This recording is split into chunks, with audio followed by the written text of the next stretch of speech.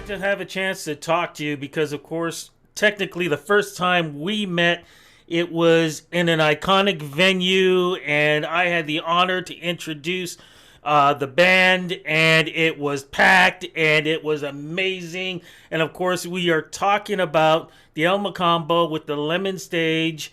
You guys were part of this. What was the experience like for you guys to be part of something like this? Oh, it was amazing. And yeah, it's such a pleasure meeting you. And yeah, to be on the stage that Alma Combo was, yeah, that's been a goal of mine my whole life because it's just such, yeah, like you said, an iconic venue. The Stones have played there, like Blondie, so many of my favorite bands have graced the stages there. So it just felt amazing to be there and be able to perform. And yeah, I think the Lemon stage is such a great idea to support indie artists and get a mix of people out there, different, the bands all kind of had different sounds, different genres and stuff, which was interesting. So yeah, I like that. That was cool. Like, yeah. And the renovations are amazing. Like it's incredible. The sound, the lighting, like everything that they have set up there is so good. Yeah. You know, Neon Bloom I thought was perfect, and you just said this. I wanted to go a little bit more onto this before we start talking about the band, the origins, and things like that. How Lemon Stage was so eclectic because you didn't know what flavor of music you were going to get, but everybody was so damn good. Yeah, it felt great. Like we normally were playing rock shows with similar kind of bands, and so it was different to play with pop, sort of like hip hop kind of vibe. But it was different. It was a totally, we wouldn't normally have that kind of a diverse musical sounds at a show. So it was interesting. I liked it, and the crowd was really open to the different types of music. So it was like, yeah, that was impressive. Yeah, To me, it can be kind of. Oh, I was gonna sorry. say it represents what Canadian music and Canadian fans are all about because Yeah. it doesn't matter the genre; they just love great music, which is Yeah. what you guys are all about too. So it is an honor to have a chance to talk to you and talk about the origins of the band, and because you guys are from Toronto, correct? Yeah. How We're from did you Toronto. guys? Yeah, how did you guys get together? So it started out with there used to be this great, I think it's amazing. I wish it still existed. I don't know, but it's called Down to Jam. And it was a website that was set up like a dating site. So you have a profile, you put up music that like bands you've been in, music that you like, you list your influences. You even can list like how far you're willing to travel for band practice, how many times you Oh, want to practice a week. It's like pretty involved. So I ended up finding Fred, the bassist, on there, and I really liked his music, some of his past bands that he was in, Beekeeper Society, Girl in the Machine. I really liked them, and we connected. We met up, and it just hit it off. So then he put out an ad on Craigslist, and we found it just worked. We found Simon, wow. who's the guitarist keyboardist, and then Chris was like the last piece of the puzzle. And Fred had known him for a few years, but they weren't super close. They hadn't talked for a while, so he reached out to him, and yeah, we all just really connected musically. And again, we all have sort of come from different genres, different areas, but it kind of worked out well, and it's fun because we get to experiment a bit. I was gonna say because you guys have been together about what 3 4 years? About 4 years, yeah, 4 years. Okay, so why is this working so well? Because it sounds like you guys have been together 10, 15 years. yeah. Well, thank you. We've put a lot of effort into the band and like our relationship with each other, which I think is part of it. Like we've you get pretty close when you do. We planned a few mini tours and went and like traveled. We went to Taiwan, we went to Czech Republic, we did some traveling. So I feel like you really solidify that relationship when you're traveling together and you have these shared experiences, and it's pretty cool. Like it's something that we'll always remember for the rest of our lives. Like it's just like it's like a vacation but way better because we're doing the thing we love the most basically. And so it's just such a pleasure to get to do that together. And I think those shared experiences just feed into the music and the connection you have and the drive you have to keep going even with COVID or whatever Yeah. comes up. Yeah. Well, and that you just got into it because if we're looking at around 2018, I'm assuming you guys getting together. here you are, you got a year going. You just said you're doing the traveling, everything's starting to gel, it's working, and then the Hmm. world gets hit with COVID. How Yeah. did that affect you guys? And was there ever a point where you guys were going, we just started out, maybe we should just go our separate ways and just maybe start over again or something? We did. I think we got a little bit close to that at one point because we were very frustrated with COVID, with our personal situations. Everyone was in a different situation. Everyone had, even when things sort of opened up a bit, everyone had different comfort levels. Like The I the had to be tease. really careful. Yeah, so I was super, super careful. Like I couldn't go out because I was around my mom and my in-laws and people like elderly people. I couldn't be around, an 80-year-old not knowing what COVID is yet. So I think it was very frustrating when we couldn't meet up in person. It kind of, again, like that, it strains that relationship. It's like a long distance relationship. Like it strains what's there. And like you're not doing the thing that is fun together. You're not having that energetic kind of thing going on. But we stuck through it, and we had a lot of video calls, which I think helped, and just kind of checking in on each other.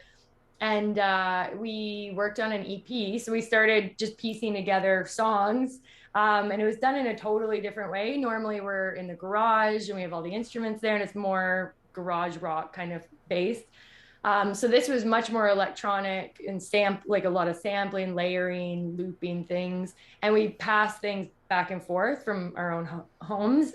Sorry, and we kind of just went from there. And like I sing something into my cell phone and like send it off, see if they liked it. Like we send things back and forth, and we eventually pieced together 4 complete songs and recorded them. And yeah, so Simon and Fred also spent quite a bit of time with the starting to mix, and Simon ended up doing the final mixes on everything. He put a lot of time into it. It was kind of a first for him in terms of producing, and so that was all really experimental. And like we each had to set up recording spaces in our homes. For me, I'm not technologically inclined, so that was very difficult, but I struggled through it and got enough to make the recordings. So Okay, yeah. so I'm curious because I've this question has been to a lot of artists. Is your closet now your sound booth? Yes or no? Yeah, I did actually. I set up a space that was dedicated to sound booth. So now we moved recently. So now I'm lucky enough that I have this room that's a bit bigger and I can set up all my music. And so I don't know, a bunch of guitars. I got a keyboard. I've got this So it's a vocal. solarium. It's a solarium, is what you're in. Yeah, basically, Yeah. yeah. So I'm just in here now, and I have my books and everything. So it's great. I've been here for a couple months, so I love the space. I still haven't actually set up all the recording equipment. I have like a preamp and different things. I'm like, I I I probably need some help with that. I think so. I'll tell you something. When it came to recording equipment, Amazon was busy during Yeah, the pandemic. I know with my imagine. microphone. Yeah, It was I bet. a busy, busy time. Musically, though, and lyrically, did things sort of change up for you guys? Because, and again, I've asked this question to a lot of artists. The world looked like, sounded like one way. The pandemic hit. We saw a lot of things on social media and the news, Mhm. not just about the pandemic, but just the psyche of people. Yeah. Did your music, lyrics, and stories change because the world did literally, I don't know if you want to say change or exposed, one of the two. Oh, for sure. I think initially our first single was called our faces, and we made it, or a friend of ours actually, he made this great video for it. Jerry Wolf, he made a video with a bunch of teenagers, and they were in a small town, so they were more open than we were, but they filmed most of it outside and put a video together, which was amazing. So we're really grateful about that. So but the song, lyrically, I've been noticing a lot of, yeah, the mental health issues that came along with COVID, and I'm really interested in that area anyway, and have done some work in mental health and counseling and everything. So I was I found that people I didn't even know had been kind of reaching out here and there on Facebook, and just kind of expressing mental health issues that they were having. And it seems like, okay, this is obviously. I mean, we all know now that it's taken a toll on a lot of people, but Yes. in the beginning, it seemed pretty obvious to me that it was like, okay, this is really hurting people who are alone more.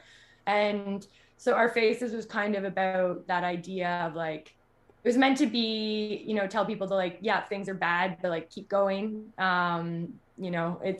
It's supposed to be like ultimately like addressing that, yes, it's not great. It's not just like a happy song, but also ultimately like it's gonna pass and you just have to keep going through it. So that was that one. And then A Bullet in Tomorrow, which is the video we just put out recently.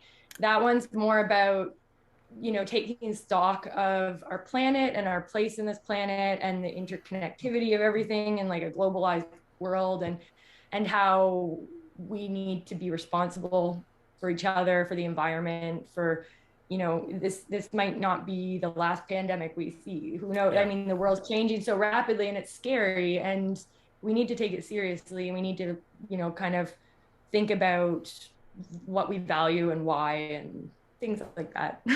Just kind of encouraging people to take a sober look at what's going on in the world and in their lives. But then it's sort of juxtaposed with this very like dancey disco track, and we kind of did that with our faces. It was like a fun like dancey song, so we kind of like to mix things like that, so it's not just depressing. No, and this is Hopefully. the thing I was going to ask about before, because in the beginning we were talking about, you were saying that we are a rock band. Mhm. Can we say you're a rock band, or is the word rock now not so defined anymore? It is now expanded. It's definitely expanded because well, the other song, one of the third song, and there was a Novocaine, and it's a hip hop track which we'd never done, and it just came out like, it just was like, this is how it feels, like this feels right, and that's what we went with it. We're like, okay, and I really like that song. And then the next song was Tangerine, and that one's like a poppy mellow kind of thing, which I wouldn't normally like. I like ballads and things like, but more like folky kind of stuff. So that was a bit different for me, but it was fun. Like it was interesting to experiment. And in terms of purely songwriting, it was like a really good experiment to push ourselves into like these different spaces and genres. And I think it was a good, yeah, overall it was good for us. It was frustrating though, like going back to COVID, we had several fights during the making of that EP. We definitely were like kind of at each other's throats a few times, but once we got through it and we put it out, we were pretty happy. We are like, all right, we did something good. Any chance you guys ever going to do a ballad? I would love to. Yeah, I have actually several, and even like I was in a real like punky punk band years ago, and we put out this complete ballad that's still one of my favorite songs ever, and it's like very like slow and stuff, and we just the girls connected to it, and we put it out, and it was very different from what we were doing. I think with Neon Bloom, I think it would fit in. We did put out it's not a ballad, but we have one more poppy song called From the Start, which was Yeah. on our first EP, First Fever. That's I guess as close to a ballad as we have. And then we have two new songs that are more mellow. So yeah, it seems like we're kind of, yeah, it's not just garage rock or synth rock or whatever we initially set out for. We're definitely edging more into like poppy, melodic, mellow, and also these punky songs. Like we just came up with like a very Nirvana inspired, loud, thrashy song. So it's like kind of we go back and forth, it seems like. Don't really know how to define the band at this point, but No, it just Define was damn good. It's just funny though, because I when I hear your voice, I picture those 80 power female ballads that they did, and mm-hmm. I can hear your voice just like, filling up the room. I would love in the future to Nice. hear something like that from you. All But right. as we talk about the future though, too, tour wise, what's going to be happening with you guys? We don't we don't have anything planned right now. We just Hmm. have some shows coming up. Yeah, we're just kind of getting back into it. Like we played Mocambo, we played Hard Luck, we played a few shows Hmm. since things opened up this time, and we're just gonna try to get going. We're trying to reach out to people and like see what we can book, what we can do, figure things out. We're hoping to yeah, we're gonna apply to like North by Northeast. We're gonna try to get Yes. into different things. Yeah. So we'll see how it goes. But yeah, we Fantastic. Love, love, like I said, amazing show, amazing music. Love everything you guys doing. Speaking of music, any new music? You guys said you recorded a lot of stuff. So is there another EP or album in the future? yeah. So we have the bed tracks for about 7 songs right now. Nice, nice. Um, yeah, so we're definitely gonna do something with those. We need to get back in the studio and get back to those. They've just kind of been sitting around, but we do have we have a new single that's hopefully gonna be done in the next month or two. It's for our song Lovers Dance, and that we're working on recording right now. So yeah, hopefully we'll have something going. There's a bit of a backup with like studios and booking right now, so it could take Duh, yeah. it'd be a bit longer than we think. Yeah. Yeah, no, completely understandable. But always remember, too, you can still do it away from the studio if you need to. So, Yeah. love all of this. Thank you so much for doing this interview with me. Thank Like I you. said, amazing performance at the El Mocambo with the Lemmon stage. Thanks. Absolutely loved it. Looking forward to seeing you guys hopefully be back again to do that. And I just hope. looking forward to seeing you guys performing in new music and everything else too. Thank you so much and say hello to the guys for me too. Thank you very much. Appreciate it.